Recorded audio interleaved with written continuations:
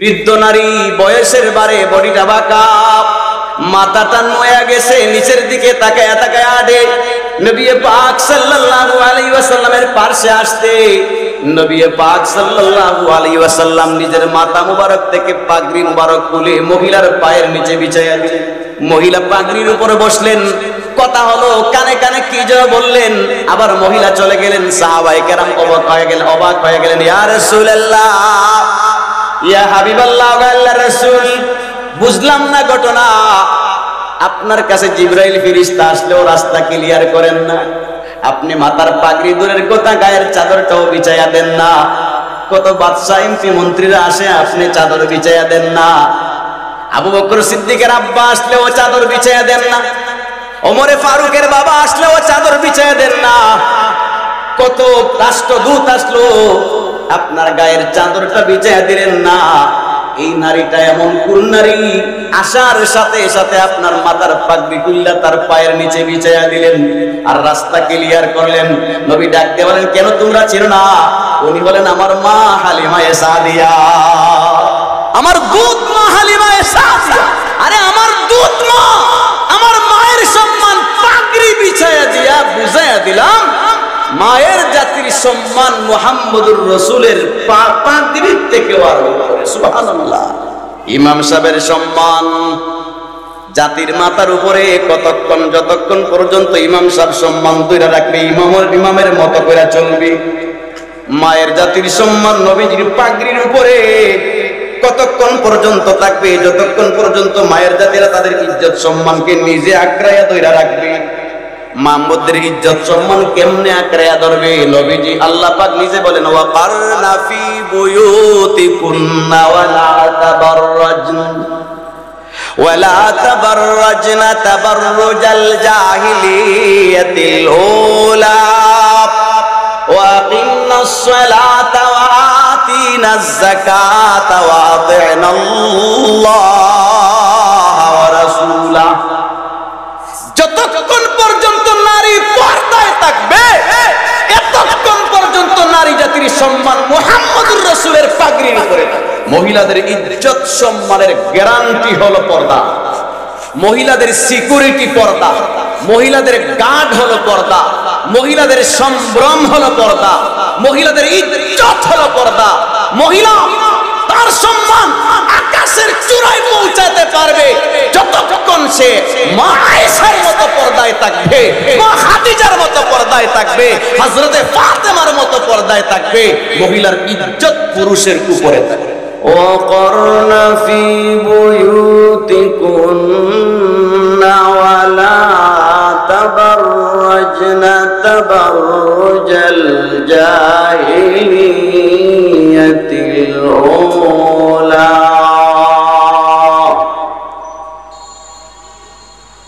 ওয়াকিমনাস সালাতা ওয়া আতিনাজ যাকাতা ওয়া আতিনাল্লাহ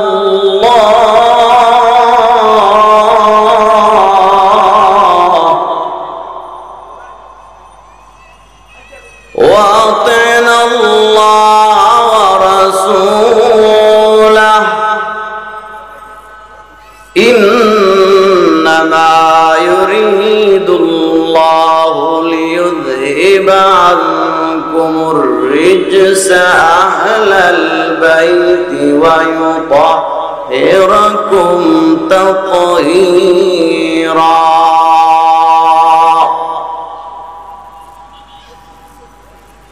وقال سيدنا ومحبوبنا ومعشوقنا ومرشدنا ونبينا محمد صلى الله عليه وسلم،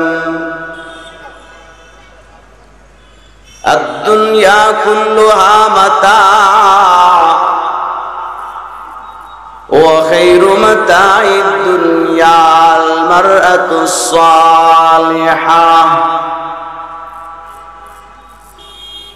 صدق الله مولانا العظيم وصدق رسوله النبي الأمي الكريم. ونحن على ذلك لمن الشاهدين والشاكرين والحمد لله رب العالمين.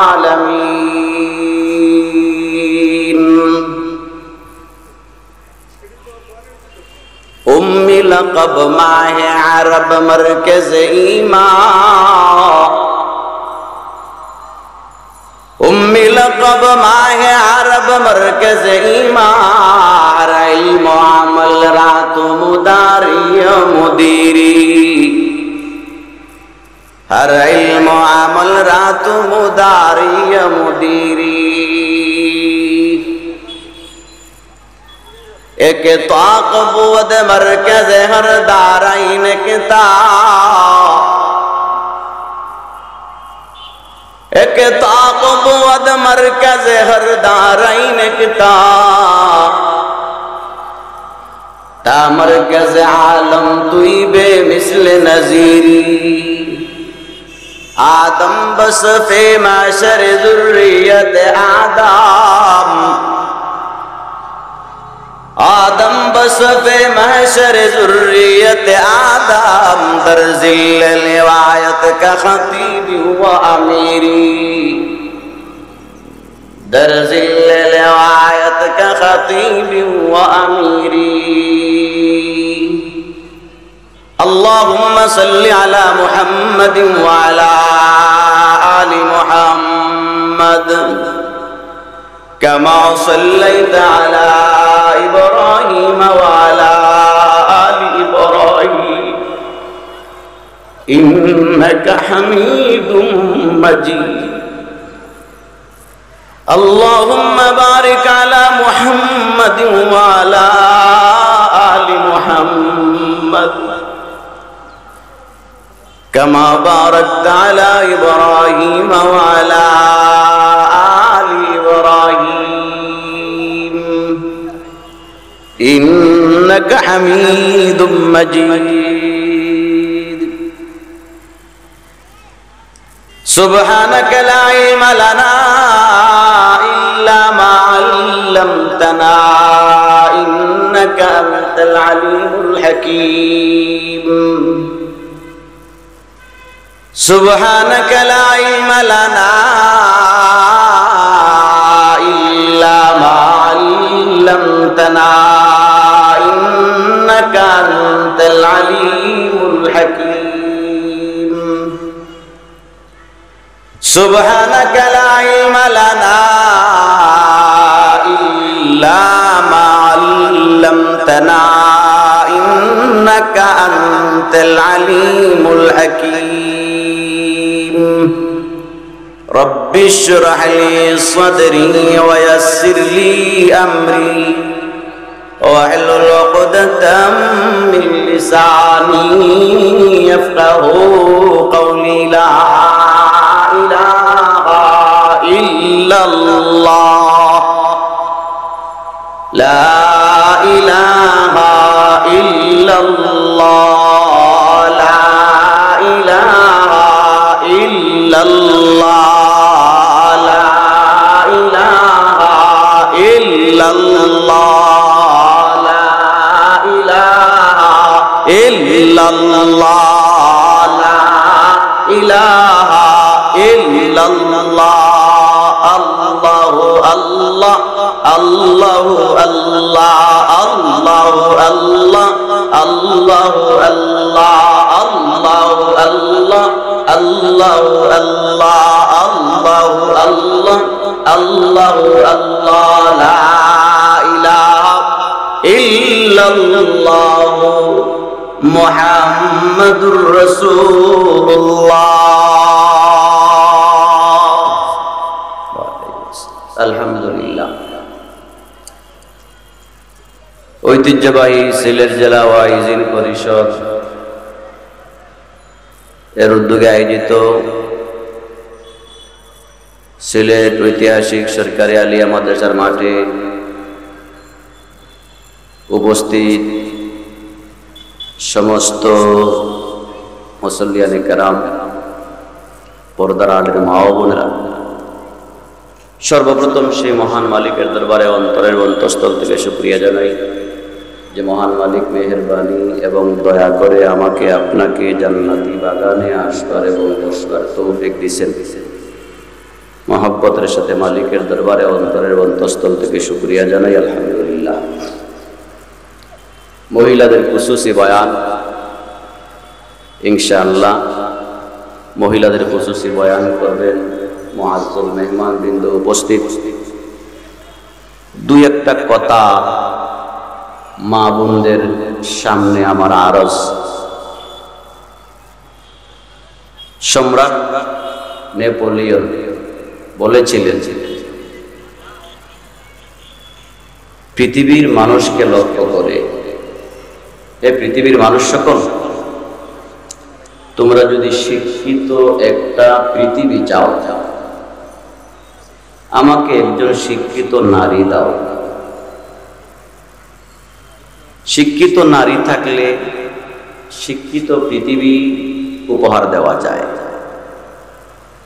সম্রাট নেপোলিয়নের কথার সাথে যোগ করে আমিও এই কথা বলতে পারি, শিক্ষিত নারী থাকলে পৃথিবী যদি শিক্ষিত হয়, একজন দিনদার নারী থাকলে দিনদার পৃথিবী উপহার দেওয়া যায়। নারী জাতি পৃথিবীর শ্রেষ্ঠতম এক জাতি, যাদেরকে মায়ের জাতি বলা হয়। মা পৃথিবীর শ্রদ্ধার পাত্র,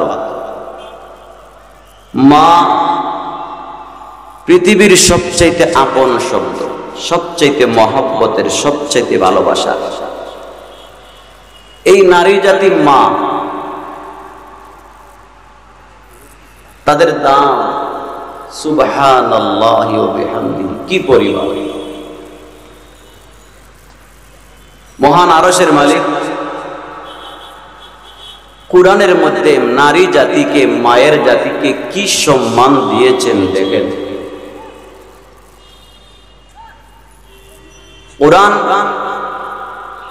কুরআনের 114 খানা সূরার মাঝে প্রথম সূরা সূরা ফাতিহা।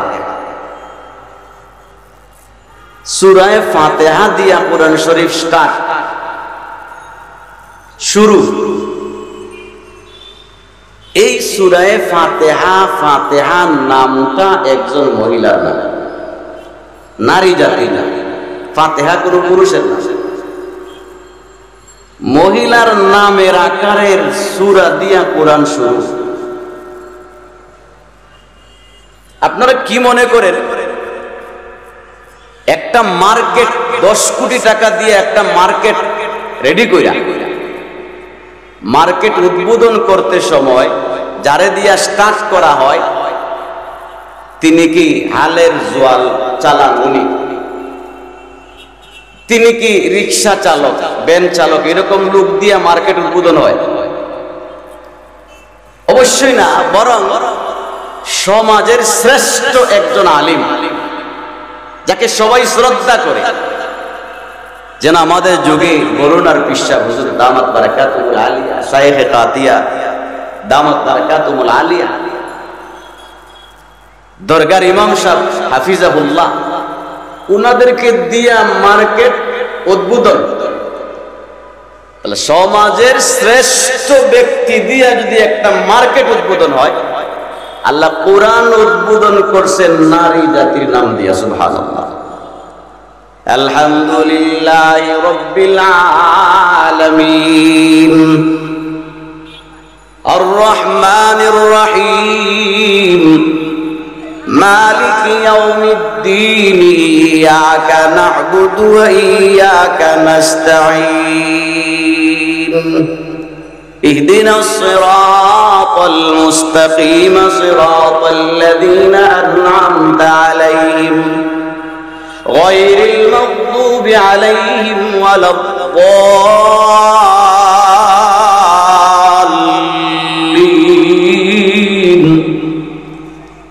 সমাজের শ্রেষ্ঠ ব্যক্তি দিয়া মার্কেট উদ্বোধন, ফাতিহা সূরা দিয়া কোরআন উদ্বোধন করে আল্লাহ বুঝাইয়া দিলেন পৃথিবীর জমিনে নারী জাতিরা উত্তম।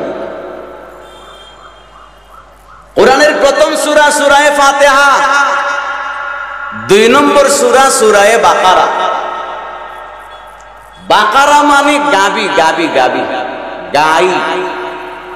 এটাও পুরুষ জাতি না মহিলা জাতি?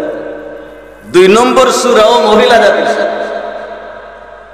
3 নম্বর সূরা সূরা আলে ইমরান, ইমরানের পরিবার, এটাও মহিলা। 4 নম্বর সূরা সূরা নিসা,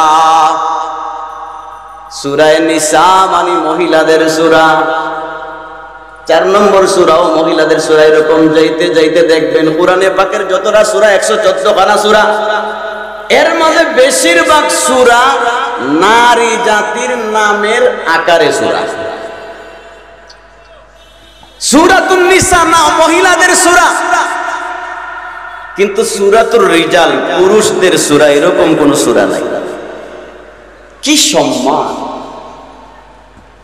दोनों जहानेर सरदार आका नबी, हबीब नबी, महबूब नबी, आशिक नबी, माशूक नबी, सादिक नबी, मसदूक नबी, नबी मुहम्मदुर रसूलुल्लाह सल्लल्लाहु अलैहि वसल्लम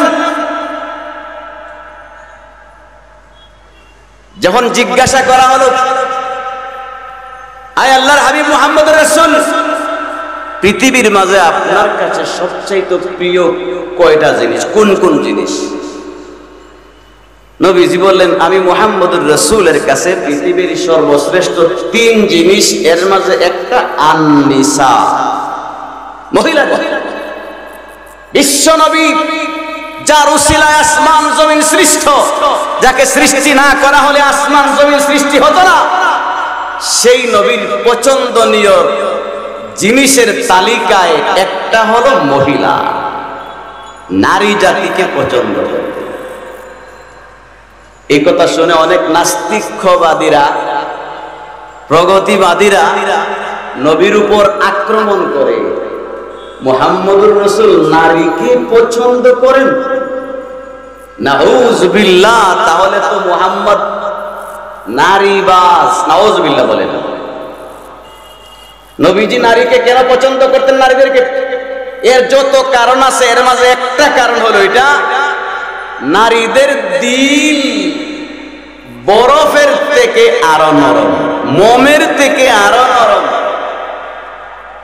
মহিলাদের সামনে যখন কোরআনের আয়াত পাঠ করে আলোচনা করা হয়, 2-3 মিনিটের ভিতরে তাদের মনটা গলে গলে চক্ষু দিয়া গড়ায় গড়ায় পানি পড়ে, দিলে তো নরম। নবীজির হাদিস পাঠ করে যখন আলোচনা করা হয়, মায়ের জাতির দিল নরম, কলিজাটা ভেঙে টুকরা টুকরা হয়ে চক্ষু দিয়া গড়ায় গড়ায় এশকের পানি পড়ে। তার বিপরীতে পুরুষ 5 ঘন্টা ওয়াজ কইরা আয়াত দিয়া বাইরাইলেও লড়ে না।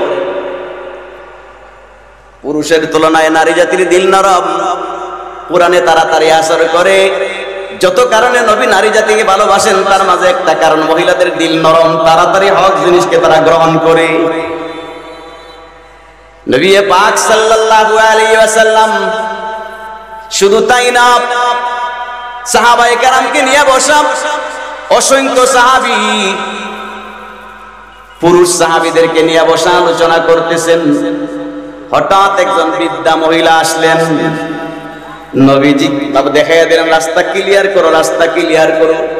বৃদ্ধ নারী, বয়সের বারে, বডিটা বাঁকা,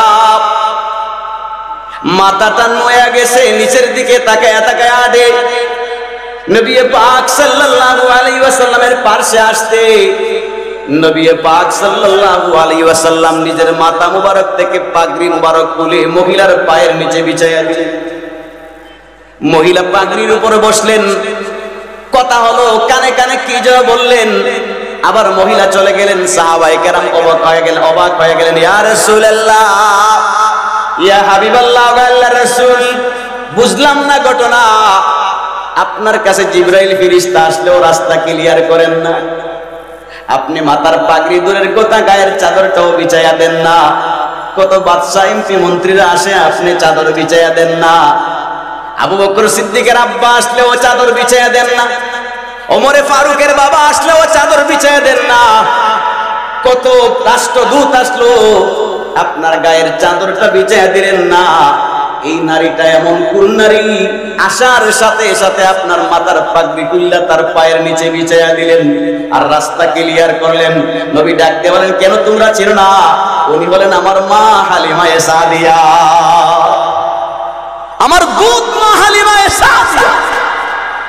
আরে আমার দুধ মা, আমার মায়ের সম্মান পাগড়ি বিছায়া দিয়া বুঝাইয়া দিলাম, মায়ের জাতির সম্মান মুহাম্মদুর রাসূলের পাগড়ির থেকে আর উপরে। সুবহানাল্লাহ, কত দাম, কত ইজ্জত, কত সম্মান। আসলে মায়ের জাতিরা পর্দার আড়ালে আছেন। এই এত সম্মান কতক্ষণ থাকবে? যতক্ষণ পর্যন্ত মায়ের জাতির সম্মানকে ধইরা রাখবে। সম্মান ধইরা রাখলে থাকবে, না হয় থাকবে না। খেয়াল করে শুনেন, খেয়াল করে শুনেন, মায়ের জাতির ইজ্জত ততক্ষণ থাকবে যতক্ষণ তিনি তার সম্মানকে ধইরা রাখবেন। একজন ইমাম, মসজিদের ইমামকে এলাকার সবাই মহব্বত করে। গ্রামের এলাকার মুরুখ জবে হওয়ার আগে ইমাম সাহেব দাওয়াত, গোরের জামাই দামান দে দাওয়াত খাওয়ার আগে মহল্লার ইমামে দাওয়াত। আমি তো প্রায় বলি, এই মহল্লার মুরুখ যত মুরুখ আছে ইমামের লাগি হালা। এই এলাকার সমস্ত মুসল্লি মিল্লাও এত মুরুখ নসিব হইছে না, ইমাম সাহেবের কপালে যত মুরুখ নসিব হইছে। এত সম্মান মাথায় নিয়ে হাঁটে ইমাম সাহেব। ঈদের সময় ইমাম সাহেবের কাপড় দেয় মুসল্লি, স্ত্রীকে কাপড় দেয়, বাচ্চাদেরকে কাপড় দেয়, ইমাম সাহেবের ঘর বাড়ি বানায় দেয়, মাথায় নিয়ে চক্কর দেয়। কতক্ষণ সম্মান ইমামের? যতক্ষণ ইমাম সাহেবের সম্মান ধরে রাখে। যে ইমাম সাহেব এত সম্মান করে এলাকার মানুষ, এই এলাকার মানুষে যদি গিয়া দেখে ইমাম সাহেব ইকো পার্কে পাহাড়ের সিফাত, এই ইমাম সাহেব দাঁড়াইয়া পেশাব করে, ইমাম সাহেব মসজিদের বারিন্দায় নাসির বিড়ি ধরাইছে, বলেন ইমাম সাহেবের সম্মান থাকবে? ইমাম সাহেবের সম্মান জাতির মাথার উপরে কতক্ষণ? যতক্ষণ পর্যন্ত ইমাম সাহেব সম্মান ধরে রাখবে, ইমামের মতো করে চলবে। মায়ের জাতির সম্মান নবীজির পাগড়ির উপরে কতক্ষণ পর্যন্ত থাকবে? যতক্ষণ পর্যন্ত মায়ের জাতিরা তাদের ইজ্জত সম্মানকে নিজে আঁকড়াইয়া ধরে রাখবে। মাহমুদের ইজ্জত সম্মান কেমনে আঁকড়াইয়া ধরবে? নবীজি আল্লাহ পাক নিজে বলেন, ওয়াকারনা ফি বুয়ুতিকুন্না ওয়ালা তাবাররাজনা তাবাররুজাল জাহিলিয়াতিল উলা ওয়াকিমনাস সালাতা ওয়া আতিনাজ যাকাতা ওয়া আতি'নাল্লাহ ওয়া রাসূলা।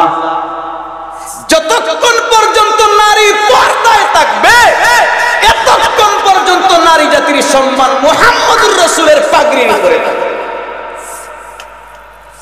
পর্দায় থাকবে না, বেইজ্জতির চূড়ান্ত সীমানায় পৌঁছে যাচ্ছে।